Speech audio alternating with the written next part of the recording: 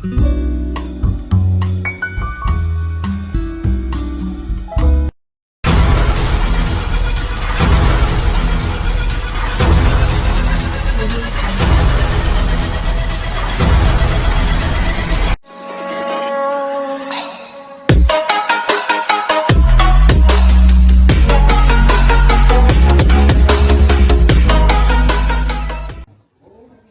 pagi Bapak Ibu Fasilitator, pendamping, dan rekan calon guru penggerak. Perkenalkan, nama saya Nyoman Didi Kusumawardana dari SMP Negeri 7 Malang. Perkenankan, dalam kesempatan hari ini saya akan mendemonstrasikan pembelajaran dari modul 2.1 pembelajaran berdiferensiasi dan modul 2.2 pembelajaran sosial emosional. Terima kasih, salam guru penggerak. Selamat menyaksikan.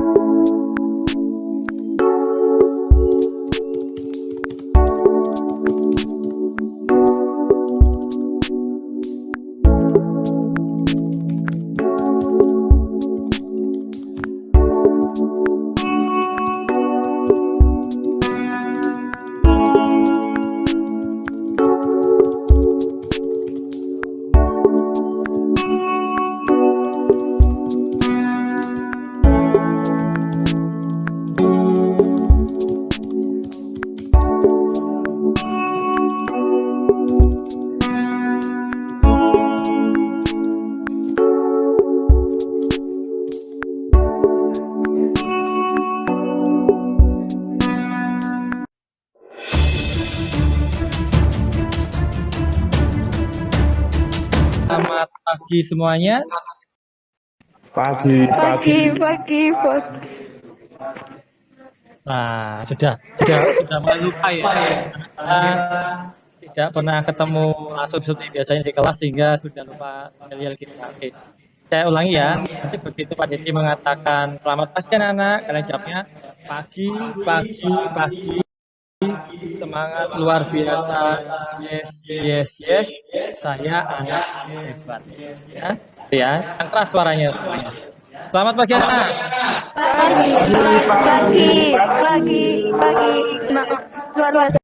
Sangat luar biasa. Ya, tepuk tangan. Ya, jadi meskipun kalian sekarang di rumah masing-masing pembelajaran daring, harapannya semangatnya tetap luar biasa karena kalian adalah anak yang hebat. Ya anak-anak, sebelum kita mulai pembelajaran pada pagi hari ini, Pak Dedi minta tolong untuk ketua kelasnya memimpin doa terlebih dahulu. Silakan untuk ketua kelas Akbar untuk memimpin doa. Di depan duduk. Ya, berdoa dalam hati menurut masing-masing. Dimulai.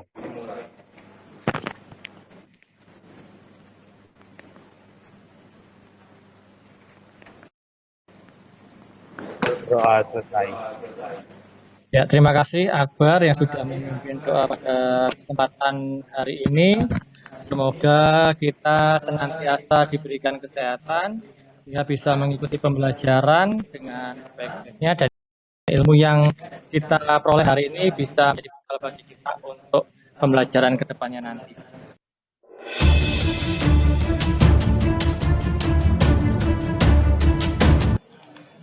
Oke anak-anak, nanti silakan kalian buka Google Classroom-nya masing-masing. Di Google Classroom itu sudah ada presensi, jadi silakan presensinya diisi sesuai dengan tanggal pertemuan kita hari ini. Kemudian di sana juga sudah ada materi, jadi selain nanti kalian materinya saya berikan lewat Meet ini, nanti kalian bisa mempelajari sendiri di rumah materinya, termasuk video pembelajaran tentang sejarah perkembangan teknologi informasi dan komunikasi juga sudah ada semua di Google Classroom-nya masing-masing. Nah, kemudian anak-anak kita lanjutkan langsung ke materi berikutnya.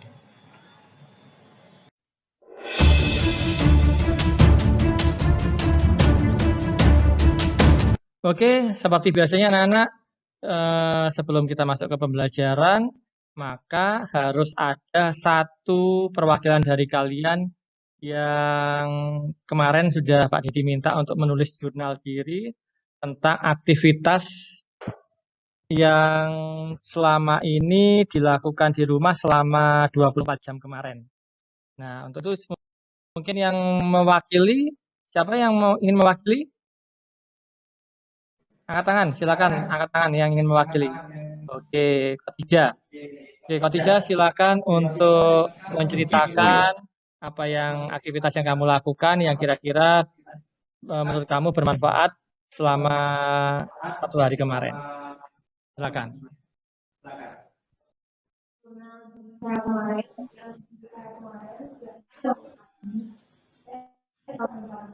Membersihkan rumah, melakukan akan yang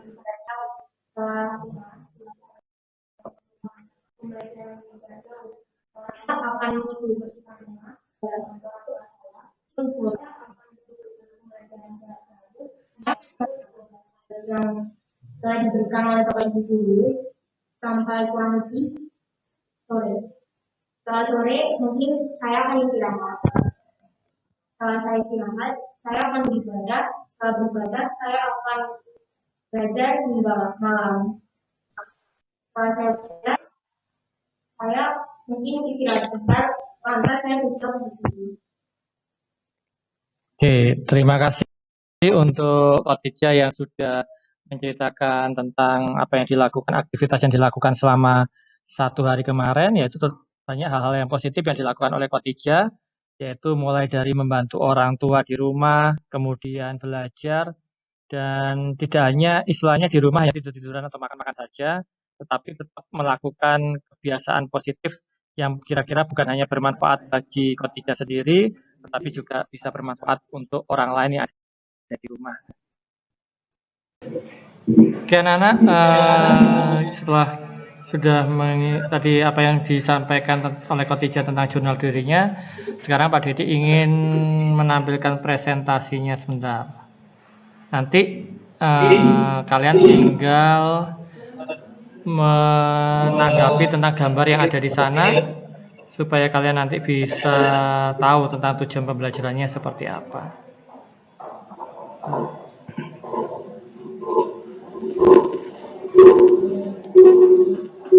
Nah, sudah tampil anak-anak?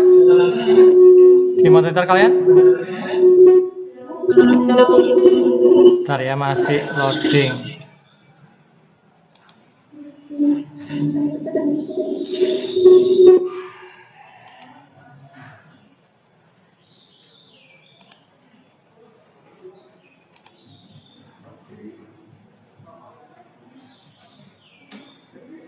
Oke, sudah tampil semuanya?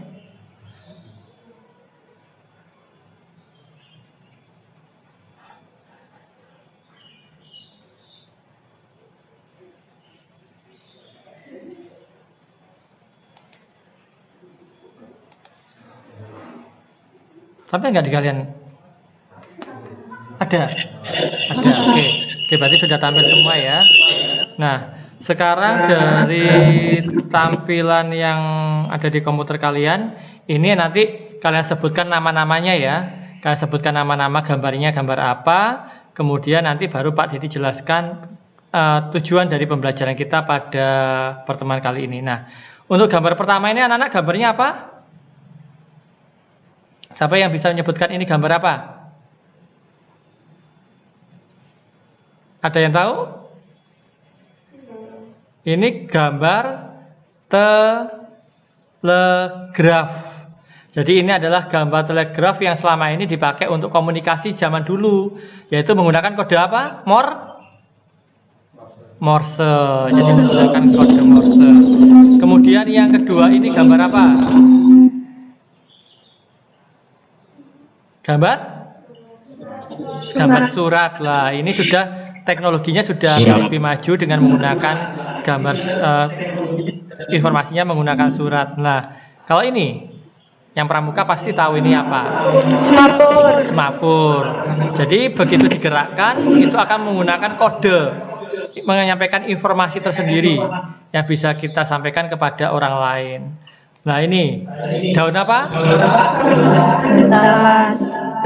Nah, daun apa? Untuk komunikasi zaman dulu, dia di situ dipakai untuk tulisan.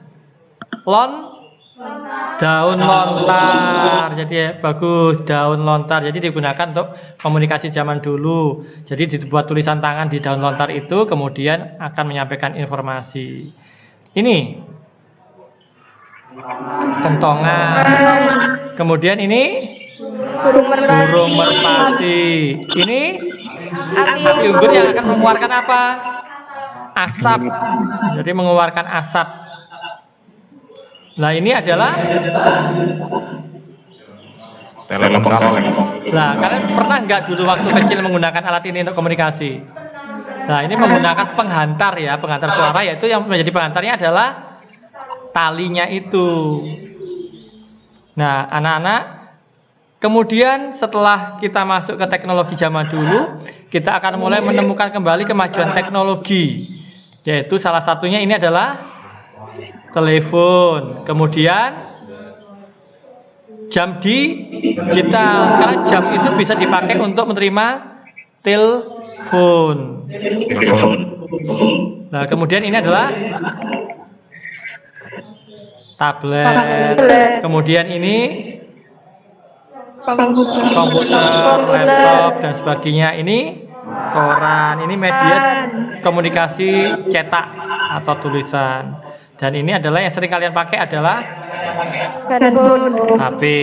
Nah, sehingga dari sini kita bisa mengetahui tujuan pembelajaran kita pada hari ini, yaitu melalui kegiatan tanya jawab, murid dapat mengenali jenis dan fungsi media komunikasi dan informasi dengan benar dan memiliki empati terhadap jawaban teman.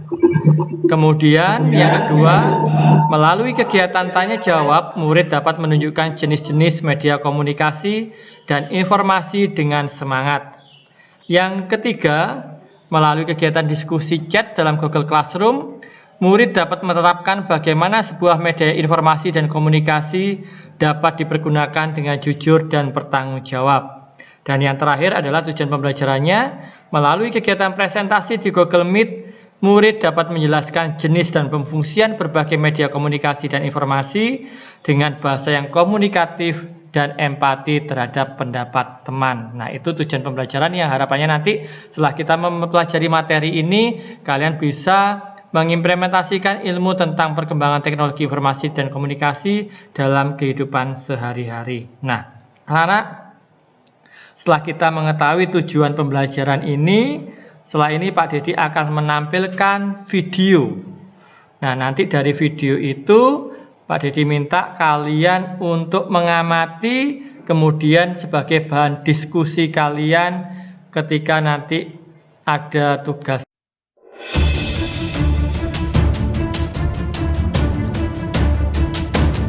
Sejarah perkembangan teknologi komunikasi. Komunikasi banyak mengalami kemajuan dari masa ke masa. Yang pertama yaitu masa prasejarah. Pada masa ini, manusia berkomunikasi menggunakan asap.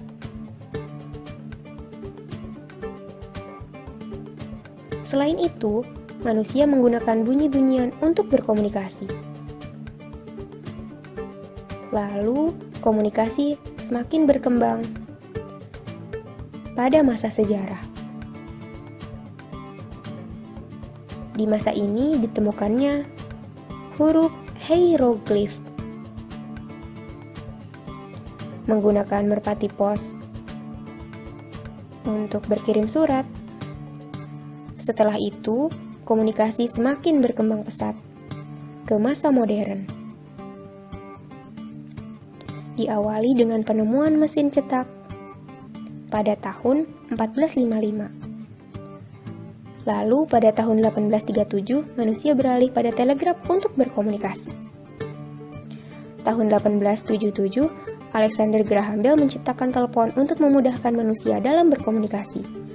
Selanjutnya, menggunakan kotak pos untuk bertukar pesan. Pada tahun 1895, Guglielmo Marconi menciptakan radio untuk menyebarluaskan informasi. Dan semakin berkembang, dengan adanya televisi pada tahun 1923, Zworykin menciptakan TV tabung pertama. Setelah itu, penemuan semakin berkembang dengan adanya satelit.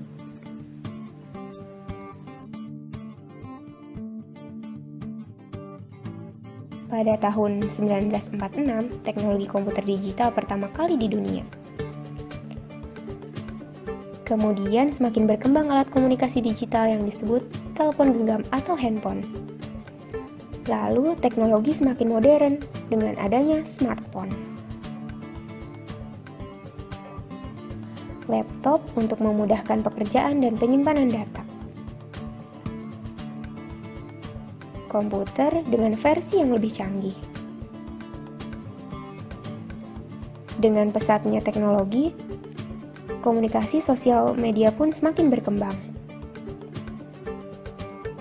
Sehingga perkembangan teknologi komunikasi semakin memudahkan manusia dalam bertukar informasi. Perkembangan teknologi informasi dan komunikasi.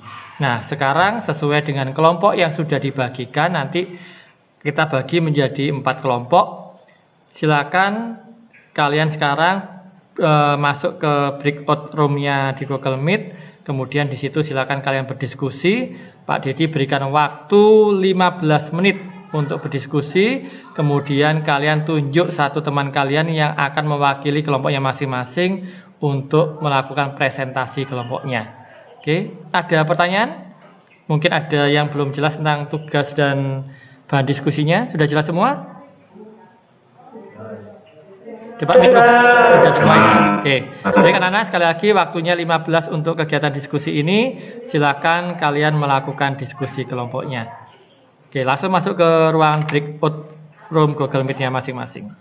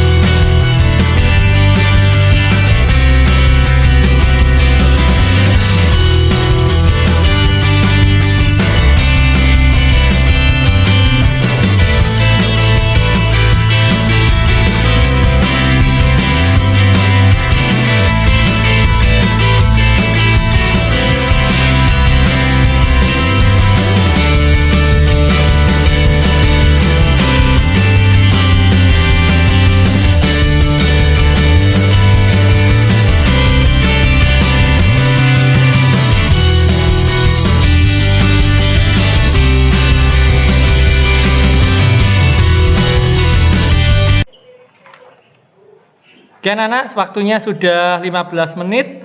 Pak Dedi rasa sudah cukup bagi kalian untuk berdiskusi. Nah, sebelum kita presentasi, Pak Dedi ingin sekarang kita nyantai-nyantai terlebih dahulu, relaksasi, ice breaking. Jadi nanti Pak Dedi akan menunjukkan beberapa tulisan dan beberapa warna. Kita permainan ya. Nah, ini kita namakan game warna. Tampil semua di layar kalian? Tampil ya. Ada game warna. Nah, coba sekarang yang kalian sebutkan adalah warnanya ya, bukan tulisannya. Nah, ini adalah warna putih, terus kuning, hijau, merah, dan biru. Nah, siap-siap ya. Nanti cepet-cepetan kalian langsung sebutkan warnanya, bukan tulisannya. Mulai. Kuning.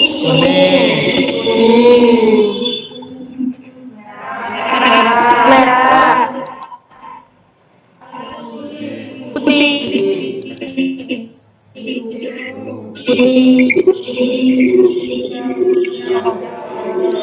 Hijau.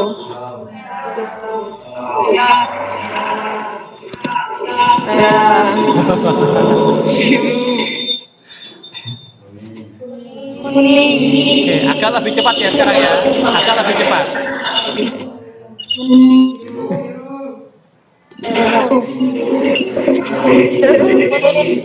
Ingat, sebutkan warnanya bukan tulisannya. Biru, kuning. Merah. Putih, kuning. Biru. Kuning. Merah. Putih, kuning. Kuning.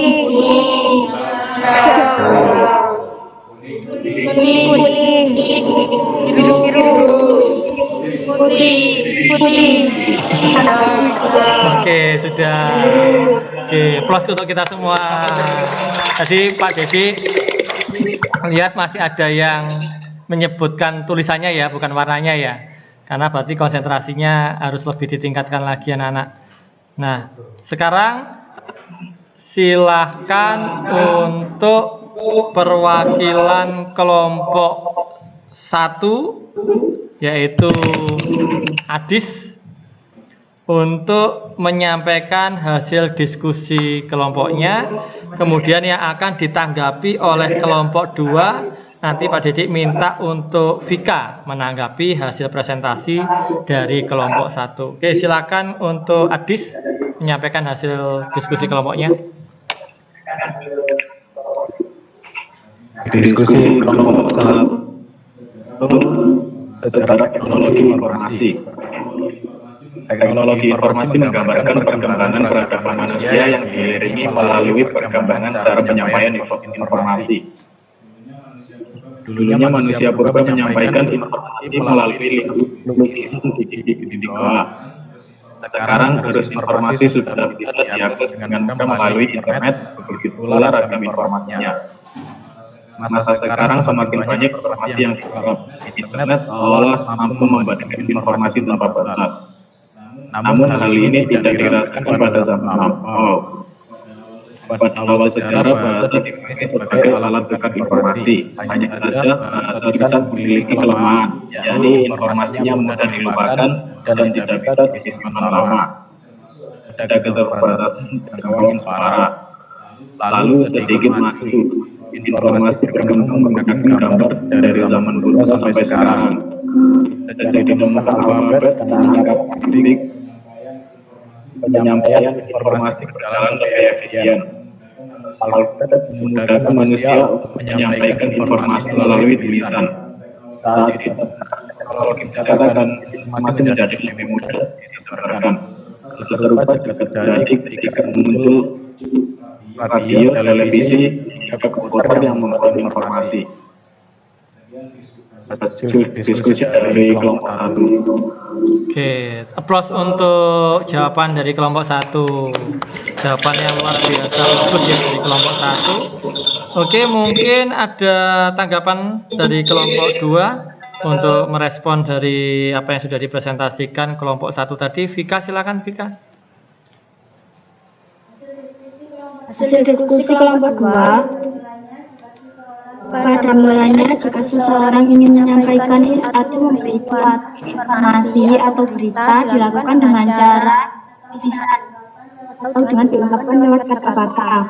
Tetapi dengan adanya kemajuan teknologi, komunikasi dan informasi yang sangat memudahkan kita melakukan ini tidak hanya dengan lisan.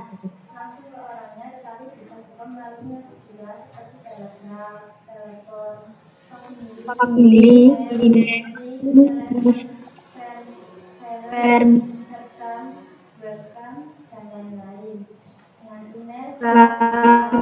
webcam dan lain pada orang lain yang berada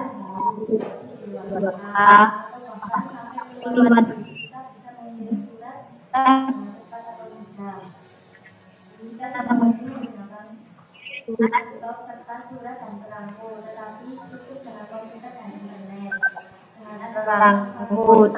cukup dengan komputer dan internet. Komunikasi mendorong terjadinya perubahan-perubahan di berbagai sudut dunia. Contoh dengan adanya internet, kita dapat berkeliling dunia tanpa harus mengetahui ke negara yang ingin kita tuju. Dengan browsing dan kita dapat mengetahui sehingga kita dapat menghemat waktu dan biaya. Sekian dari kelompok 2. Oke, luar biasa respon tanggapannya sangat bagus dari kelompok 2 tadi menanggapi apa yang sudah disampaikan oleh Sufi. Oke, terima kasih untuk Vika yang sudah merespon apa yang disampaikan kelompok 1 tadi. Oke, untuk berikutnya presentasi dari hasil kelompok 2. Silakan dibacakan hasil presentasi kelompok 2.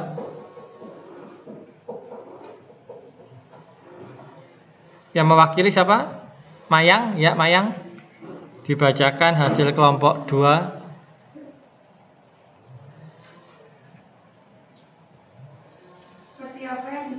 Disampaikan oleh kelompok 2 tadi, bahwasanya dengan adanya inovasi dalam bidang teknologi informasi dan komunikasi, mendorong terjadinya perubahan-perubahan penting di berbagai sudut dunia.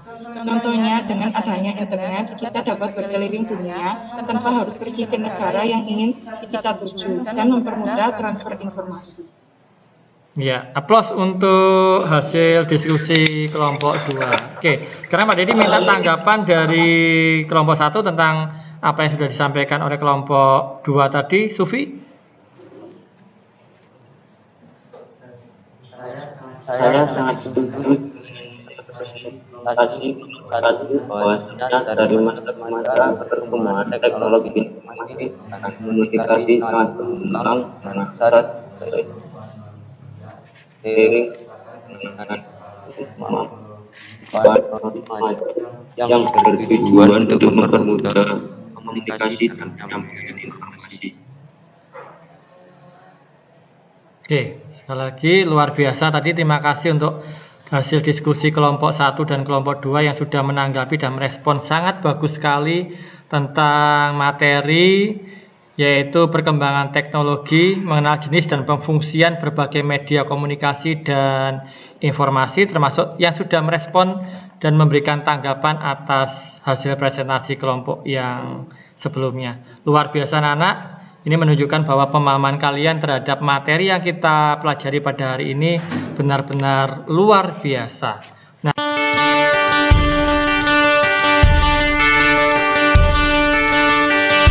oke anak-anak, berikutnya kita akan masuk ke tahap evaluasi.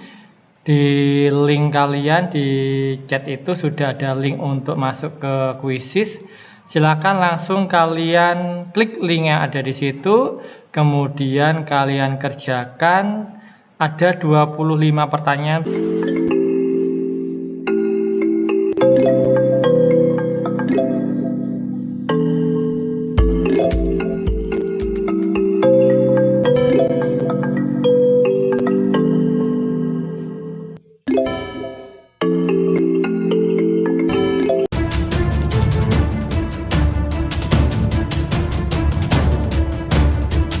Oke, sudah anak-anak, waktunya sudah habis.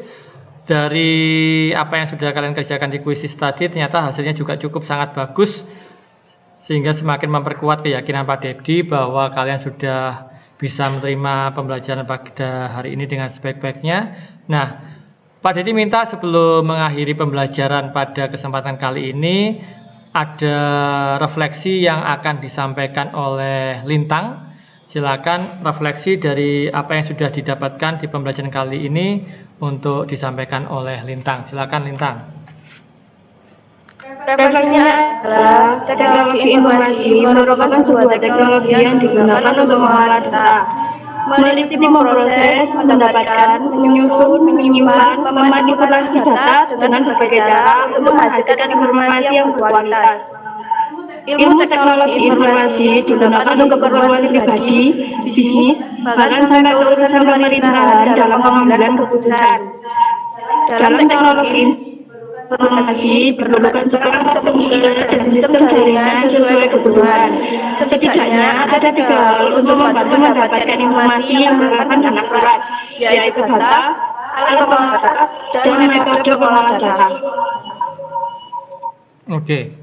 Aplaus untuk refleksi yang sudah disampaikan oleh Lintang tadi. Memang benar bahwa teknologi informasi adalah suatu sarana atau media yang sangat penting bagi kita untuk mempermudah komunikasi dan informasi, pertukaran data dan informasi dari pihak pengirim, yaitu source, kemudian ke pihak penerima atau destination, sehingga komunikasi bisa berjalan dengan baik, baik satu arah, dua arah, maupun secara langsung dan tidak langsung. Sekali lagi terima kasih anak-anak untuk yang sudah mengikuti pembelajaran pada kesempatan kali ini. Jangan lupa di setelah ini kalian membuka di Google Classroom-nya. Di tugas kelas itu sudah ada jurnal refleksi. Nah, jadi kalau tadi sudah diwakili oleh Lintang untuk refleksinya, tapi tetap Pak Didi minta kepada kalian semua untuk masing-masing anak mengisi jurnal refleksinya di situ, isinya sesuai dengan fakta dan kenyataan yang ada di hati kalian. Jangan dibuat-buat supaya nanti Pak Didi punya gambaran tentang apa yang kalian rasakan dan kalian terima dan manfaat yang dihasilkan dari pembelajaran kesempatan kali ini.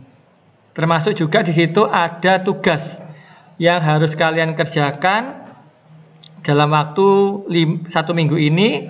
Kemudian nanti minggu depan akan kita bahas tentang jawaban hasil yang sudah kalian kerjakan di rumah. Nah, anak-anak sekali lagi terima kasih yang sudah menyempatkan untuk join pada hari ini. Sekali lagi tetap jaga protokol kesehatan, jaga jarak, pakai masker, dan meskipun pembelajaran kita dalam kesempatan kali ini adalah daring, tetap untuk kalian semangat. Kalau ada apa-apa, ada kesulitan dan sebagainya, silakan kalian sampaikan baik lewat WA grup kelas maupun Japri ke Pak Dedi. Oke, sekali lagi kepada untuk ketua kelasnya Akbar untuk dipimpin doa penutup.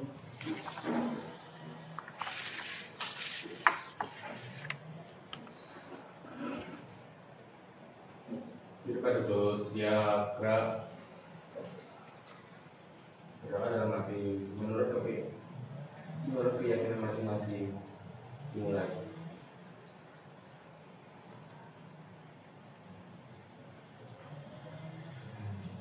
Berdoa selesai.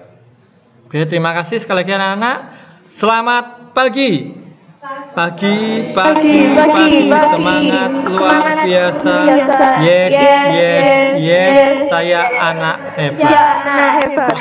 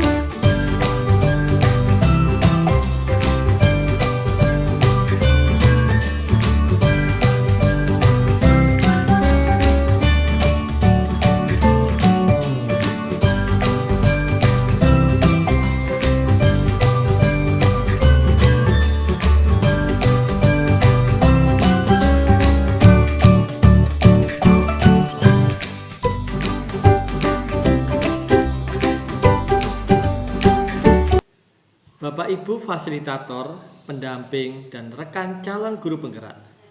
Dari aksi nyata modul 2.1 tentang pembelajaran berdiferensiasi dan juga modul 2.2 tentang pembelajaran sosial emosional, banyak sekali ilmu dan manfaat yang bisa saya dapatkan. Kita semua mempercayai bahwa anak lahir dengan keunikannya masing-masing. Sebagai pendidik, kita memiliki kewajiban untuk memastikan bahwa setiap anak mendapatkan kesempatan yang sama untuk belajar dengan cara terbaik yang sesuai untuk mereka. Lewat praktek pembelajaran berdiferensiasi, murid tidak hanya akan dapat memaksimalkan potensi mereka, tetapi mereka juga akan dapat belajar tentang berbagai nilai-nilai kehidupan yang penting. Nilai-nilai tentang indahnya perbedaan, menghargai, makna baru dari kesuksesan, kekuatan diri, kesempatan yang setara, kemerdekaan belajar, dan berbagai nilai penting lainnya yang akan berkontribusi terhadap perkembangan diri mereka secara lebih holistik atau utuh.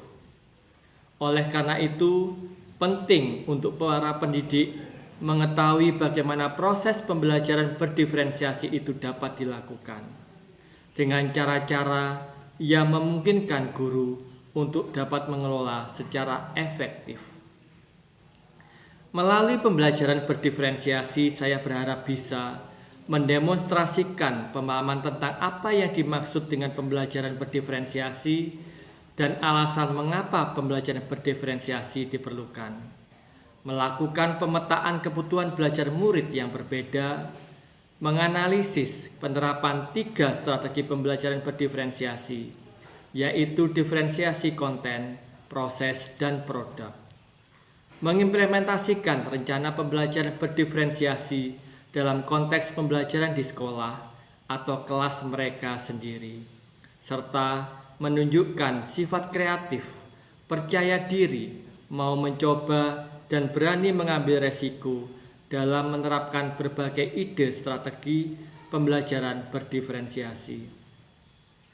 Dalam modul 2.2 tentang pembelajaran sosial emosional, saya belajar bahwa untuk dapat mengembangkan kompetensi sosial dan emosional murid secara optimal, peran guru sangatlah penting.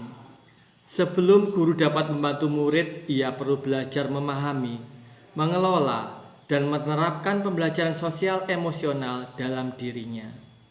Kita akan belajar untuk menumbuh kembangkan aspek sosial dan emosional dalam diri kita melalui berbagai kesempatan dan kegiatan praktikum, diskusi, refleksi yang dilakukan dengan pendekatan berkesadaran penuh. Dalam tahap perencanaan dan pelaksanaan aksi nyata ini tentunya juga terdapat beberapa kendala yang saya hadapi karena di masa pandemik ini pembelajaran harus dilakukan secara daring sehingga tidak bisa mengeksplor secara keseluruhan apa yang saya dapatkan dari materi pembelajaran berdiferensiasi dan sosial emosional. Sehingga kedepannya nanti harapan saya ketika pembelajaran sudah berjalan secara normal dan tatap muka, maka seluruh materi yang saya dapatkan bisa teraktualisasi secara maksimal, terutama dalam memperbaiki perangkat pembelajaran yang telah saya buat, sehingga kedepannya nanti aksi nyata yang saya lakukan bisa semakin baik, terutama dalam menggali bakat dan potensi murid, serta menciptakan pembelajaran yang kreatif, inovatif, menyenangkan, mengenal karakteristik murid, serta dapat menerapkan pembelajaran sosial dan emosional bertujuan untuk 1. Memberikan pemahaman, penghayatan, kemampuan untuk mengenal dan mengelola emosi. 2. Menetapkan dan mencapai tujuan positif. 3. Merasakan dan menunjukkan empati kepada orang lain. 4. Membangun dan mempertahankan hubungan yang positif. Serta yang kelima, membuat keputusan yang bertanggung jawab. Demikian Bapak Ibu, refleksi yang bisa saya sampaikan. Semoga bisa bermanfaat bagi kita semua dalam memerdekakan pendidikan di Indonesia tercinta. Salam guru penggerak.